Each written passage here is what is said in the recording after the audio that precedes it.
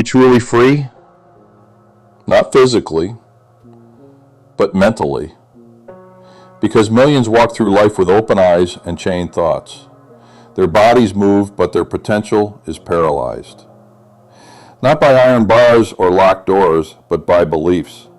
Invisible, unquestioned, learned, accepted, limiting beliefs.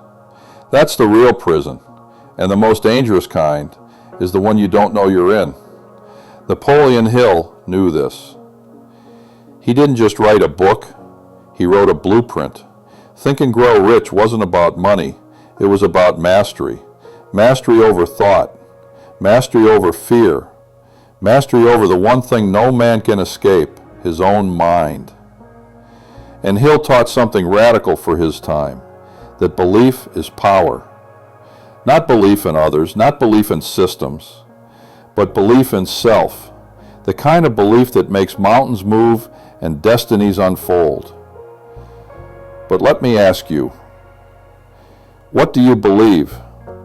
Not what you say in public. What do you say to yourself when no one's listening? When you fail, when you fall short, when you're alone in the dark with nothing but your thoughts echoing back? Because that voice, the one you hear in private, is the architect of your public life. And if that voice is poisoned by limitation, your future will be too. Most people don't realize they've been hypnotized by doubt, programmed by culture, conditioned by past pain.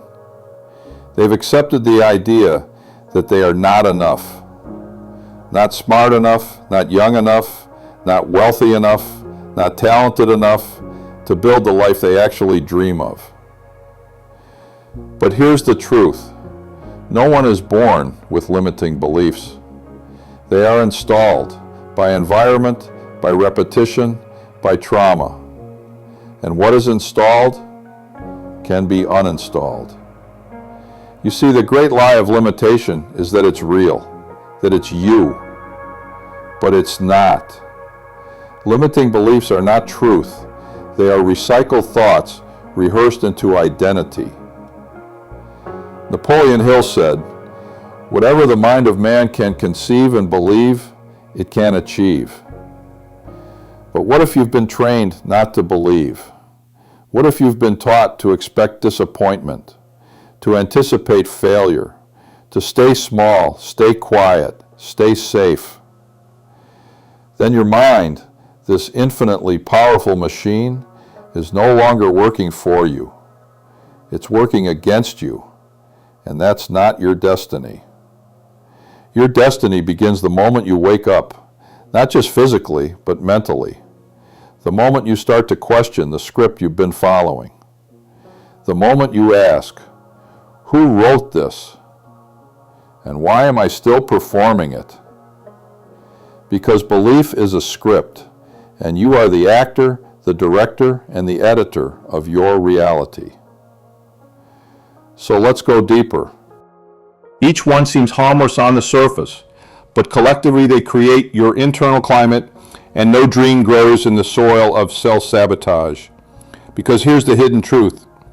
Every belief is a choice, but most people don't realize they're choosing. And here's the dangerous part. The longer you believe something, the more evidence your mind will find to support it. It's called confirmation bias, and it works like gravity. If you believe you're unworthy, your mind will filter reality to match that identity. It will ignore signs of growth. It will reject compliments. It will distort opportunity. It will sabotage success just to maintain the comfort of your belief. Think about that. Your brain would rather be right than free. And unless you interrupt that pattern, you will repeat it. But the good news, you can interrupt it. You can rebuild the internal architecture of your identity. You can challenge every thought that says you can't with one that whispers, "What if I can?" This is where transformation begins, not in motivation, but in awareness. You must become a witness to your thoughts. Napoleon Hill called this definiteness of purpose. He believed that a man who does not consciously direct his thinking is doomed to be directed by fear. So let me ask you again, who's in charge of your mind? Because if you are not the master of your thoughts, then you are the slave to your programming, and it's time to reclaim control. Let's begin by identifying some of the most common limiting beliefs, the silent killers of destiny. I'm not enough. This belief usually comes from childhood wounds, moments when you were ignored, rejected, or criticized. But hear this clearly. Other people's inability to see your worth does not define your worth. It's too late. Age is a number. Regret is a mindset. As long as you're breathing, your purpose is still possible. Time is not your enemy. Hesitation is. I always fail. Failure is feedback, not a final verdict. You didn't fail, you learned. You didn't lose, you leveled up. Start reframing your setbacks as setups. That's just who I am. No, that's just who you've been. Identity is fluid. You are not a finished product. You are a construction site, and every thought is a brick. Now imagine if you replaced every one of those beliefs with this. I am capable. I am becoming. I am ready. You don't need permission to evolve, you need intention. Because the biggest shift in life happens not when circumstances change, but when your perspective does. The world around you doesn't need to improve, your thoughts do. That's the gateway. Napoleon Hill taught that wealth, true wealth, begins in the mind. He said, riches begin in the form of thought. The amount is limited only by the person in whose mind the thought is put into motion. Read that again. There is no external limit, only internal ones. So how do we begin to break free? First, observe your thoughts. Treat your mind like a garden. Don't just let anything grow. Weed out the negative. Replace the toxic. Nurture the truth. Second, challenge your beliefs. Ask yourself, is this belief empowering me or is it protecting my fear? Where did I learn it? Who gave it to me? And why am I still holding on to it? Third, speak your vision. Not once, not occasionally, daily. Your voice matters. Speak it with clarity. Speak it with emotion. Speak it until your subconscious begins to believe it's real. You are not who you were yesterday. You are who you decide to become today. And no belief, no matter how old, no matter how convincing, can stand against a man who is committed to changing his inner world.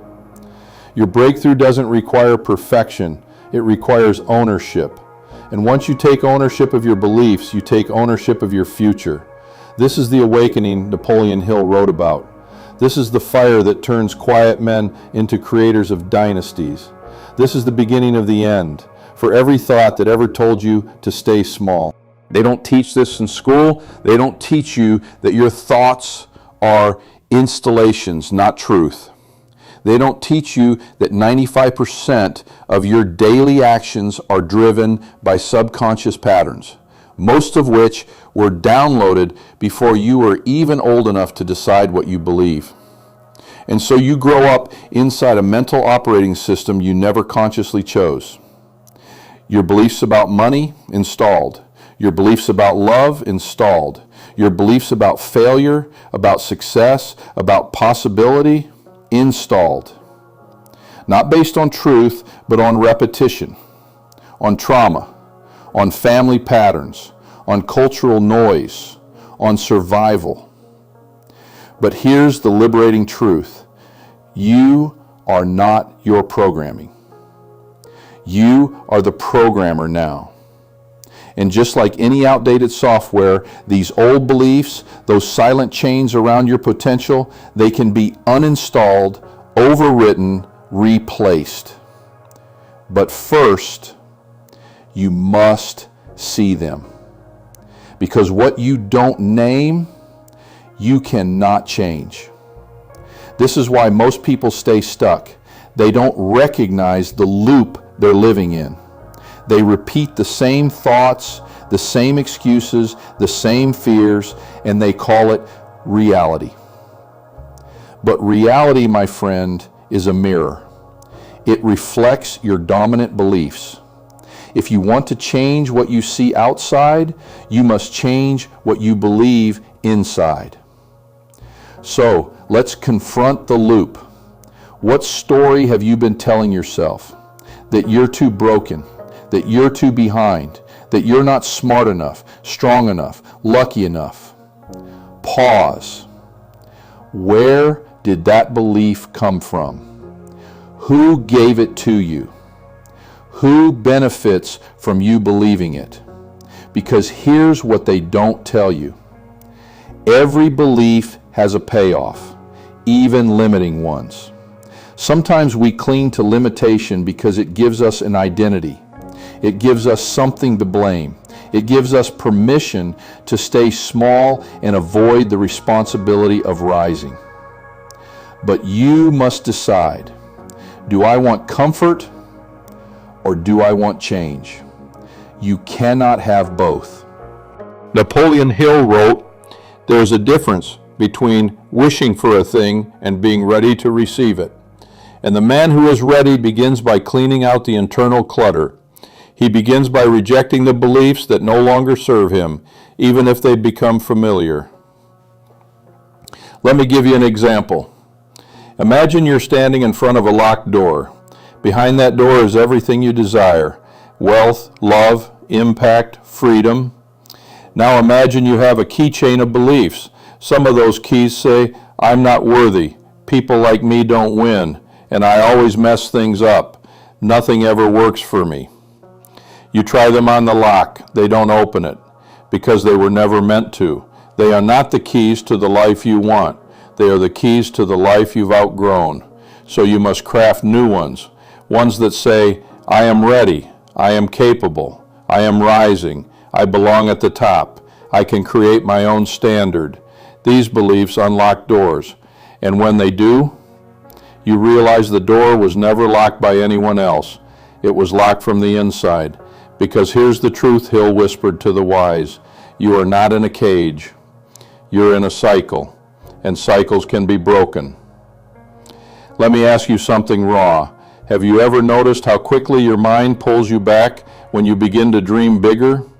The moment you imagine more money, more health, more joy, your brain interrupts with how, when, but what if it doesn't work? That's not logic. That's a defense mechanism.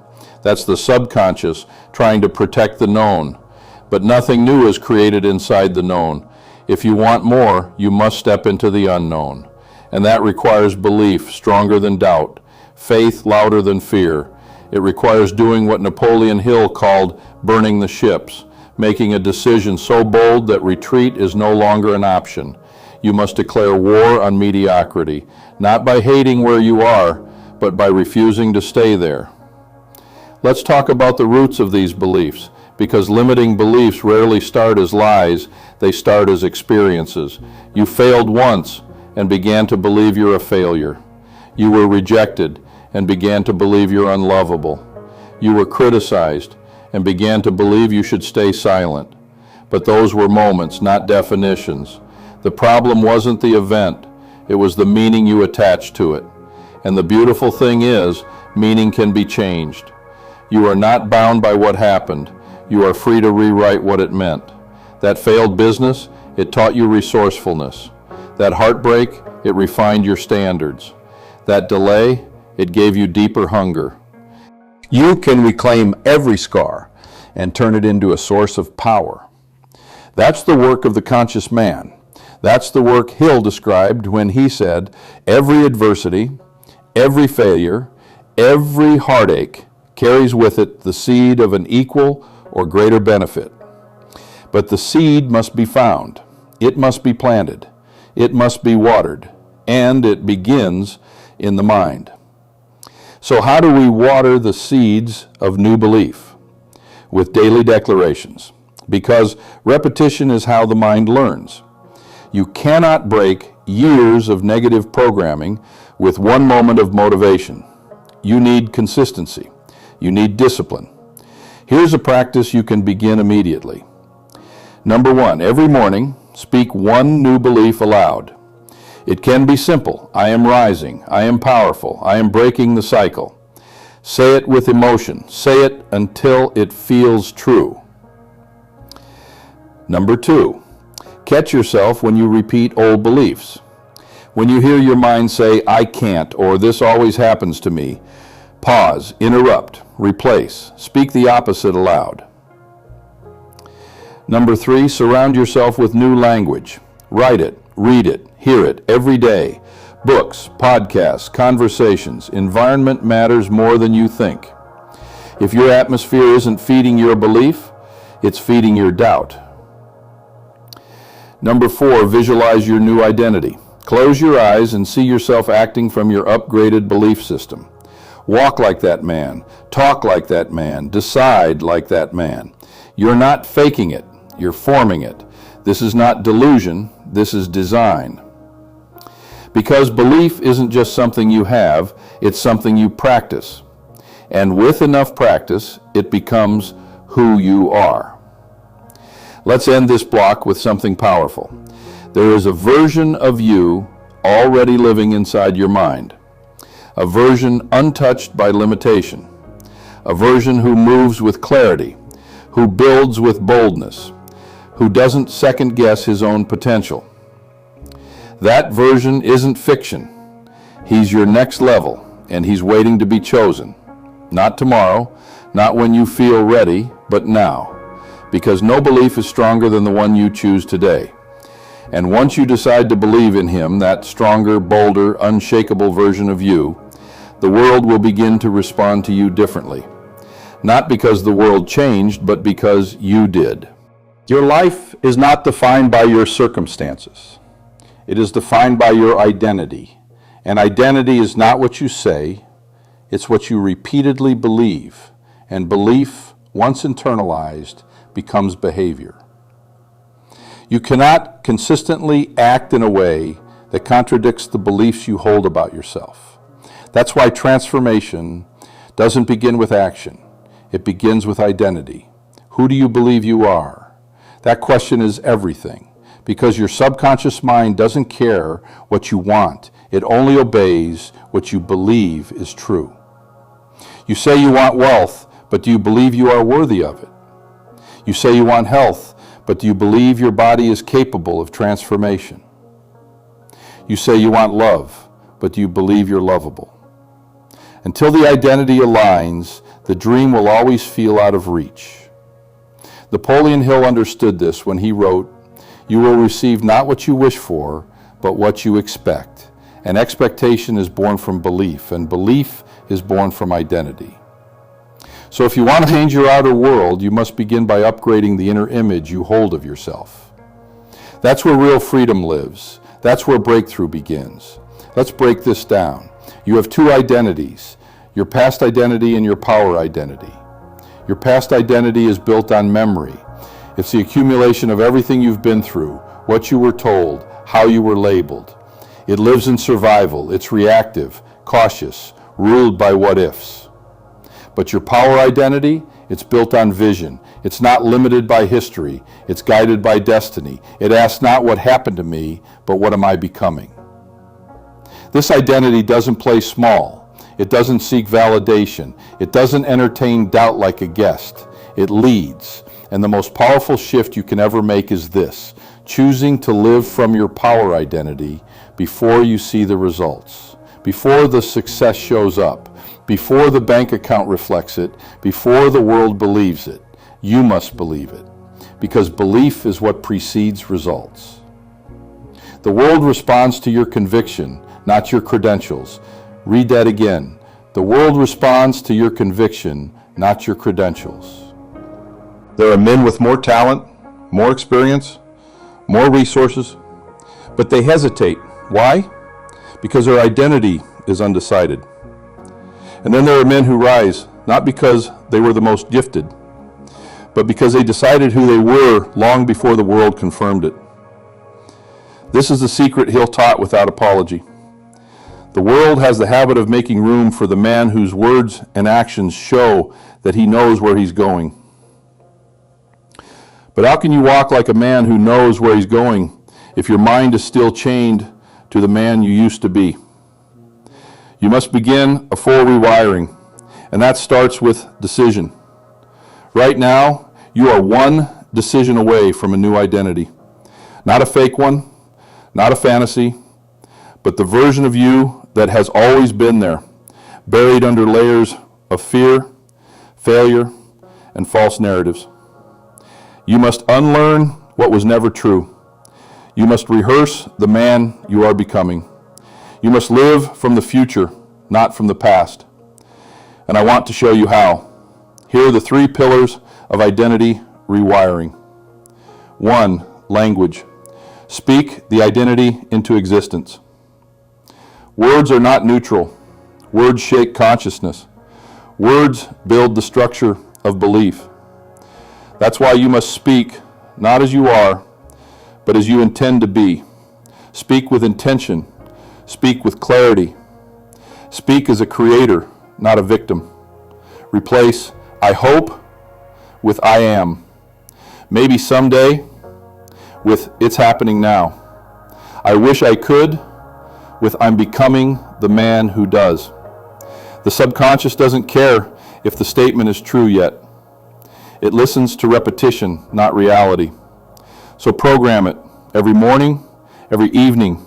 Speak your power identity aloud. Speak it until your body aligns with it. Speak it until your posture changes. Speak it until your decisions match it. 2, imagery. Visualize from the end. Close your eyes. Breathe. Now picture the man who already has everything you desire. How does he walk? How does he speak? How does he handle challenges? Don't just see him, become him. Because when you consistently visualize success, you're not just fantasizing, you're training your brain. You're creating neural pathways that expect success, not sabotage it. This is what athletes do. This is what top performers do. And this is what Hill meant when he said, whatever the mind can conceive and believe, it can achieve. But it must be rehearsed. What you mentally rehearse, you biologically prepare for. So don't just wish for the future, train for it. 3, environment. Build an atmosphere of growth. You cannot wire a new identity in an old environment. If your surroundings constantly trigger the man you used to be, you'll keep returning to him.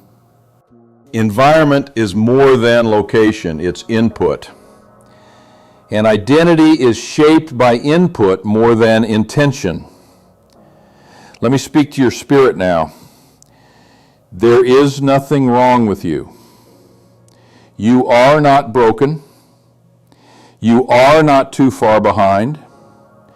You are not too old, too late, too flawed. You are simply carrying beliefs that no longer fit your calling, and it's time to drop them. The man you are becoming isn't born from comfort, he's born from clarity. The moment you decide, this is who I am now, your entire life begins to shift, not overnight, but decisively. Because identity drives behavior, behavior drives habits, habits drive outcomes, outcomes drive legacy, and legacy begins in thought. Let me remind you what Hill wrote. Success comes to those who become success conscious. He didn't say who worked the hardest. He didn't say who wait the longest. He said those who become conscious of it. That means you must think like success before you feel like success. You must show up as the man before the results show up in your life. That is the paradox of greatness. You become before you receive. And the world will never reward you for what you haven't yet claimed in your mind. This is your wake-up call. You've waited long enough for permission. You've rehearsed the old story long enough. You've entertained the identity of not enough long enough. It's time to draw the line. To declare a new chapter, to live as if the breakthrough has already happened. Because once you do, the world begins to shift. Not because it changed, but because you did. You've seen the prison. You've named the chains. You stood in the hallway between the man you were and the man you are becoming. Now it's time. Not to dream, not to wait, not to prepare, but to embody. This is the moment you stop trying to be the man and you simply are. There is no future version of you coming to save you. There is no magical someday that will make everything fall into place. The transformation is not in a new year. It is not in a new course. It is not in a new job or city or plan. It is in you, right here, right now. Because when a man decides who he is, the universe rearranges to support it. That's not philosophy, that's power. And Napoleon Hill saw this power long before science confirmed it. He called it definiteness of purpose. The decision to align every thought, action, and emotion with your vision. Not just once, not just when it's convenient, every day. Because that's what builds momentum. That's what shatters limitation. That's what transforms a man from invisible to undeniable. Let's make this clear. You will still hear the voice of fear. You will still feel resistance. But the difference now, you won't follow it. You won't believe it. You won't bow to it. Because you've chosen something higher, intention. And intention, when practiced with precision, becomes identity. So ask yourself, what would a man of purpose do today? What would a man who values himself deeply say right now? What would a man on a mission allow into his mind, his habits, his environment? The answers are already inside you. This version of you, the bold one, the decisive one, the one who knows he is worthy, he's not a fantasy, he's a frequency. And the moment you match that frequency, the results begin to reflect it. You attract differently, you speak differently, you walk differently. Because you are no longer seeking confidence, you are walking in conviction. That is what it means to be unstoppable. Not to never feel fear, but to never obey it. Not to have all the answers, but to move anyway. Not to be perfect, but to be aligned. And when you are aligned, truly aligned, something unexplainable happens. You stop chasing. You start attracting. People notice the shift. Opportunities magnetize to you. Your path begins to clear, waiting for you to rise. So rise. Right now. Not with noise, not with arrogance, but with a deep, immovable presence that says, this is who I am. This is what I believe. And this is where I'm going. That man, he doesn't back down. He doesn't explain his worth. He doesn't dilute his greatness to make others comfortable. He leads. He creates. He builds. He thinks in alignment with destiny, and the world cannot ignore him.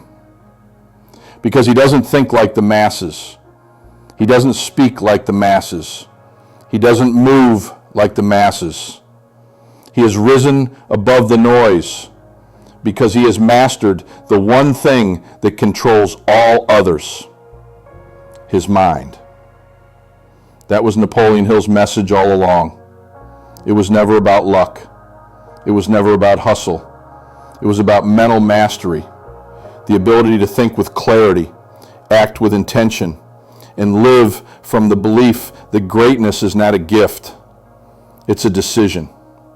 So decide right now not to try, but to be. To be the man who no longer flirts with potential, but embodies it. To be the man who no longer entertains excuses, but executes. To be the man who no longer runs from the mirror, but stands in it, unshaken. You don't need more time. You don't need more validation. You need a standard that says, this is who I am now. This is what I allow. This is what I expect. And this is what I create. And once you set that standard, once you live by it, everything changes. You stop negotiating with weakness. You stop explaining your ambition. You stop seeking external confirmation and start building internal certainty. That's what Hill meant when he said, there are no limitations to the mind except those we acknowledge. Acknowledge none. Accept none. Reinforce none. You are not here to repeat the past. You are not here to inherit generational patterns of doubt and dysfunction. You are here to break the cycle. You are here to think differently, to speak differently, to build a legacy that says, it stopped with me. The fear stopped with me. The scarcity stopped with me. The hesitation stopped with me because I decided. And that decision, when made from truth, when followed with fire, creates a ripple that outlives you. This is not hype. This is not a moment of inspiration to fade tomorrow. This is the new ground floor of your identity.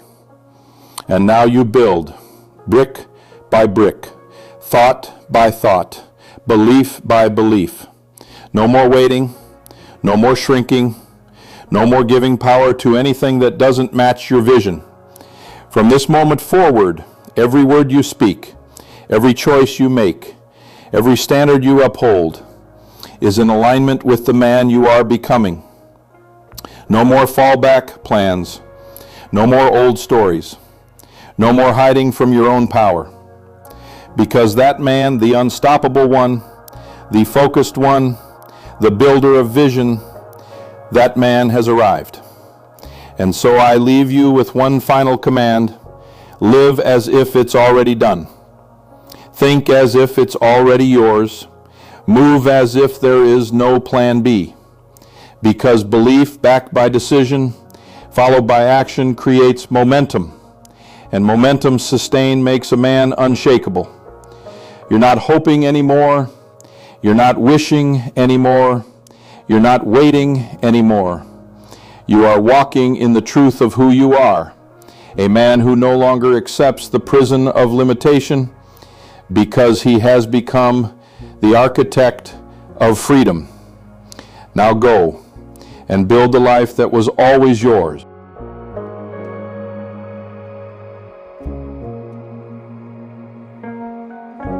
If this message touched something in you, even just a little, help us share this frequency.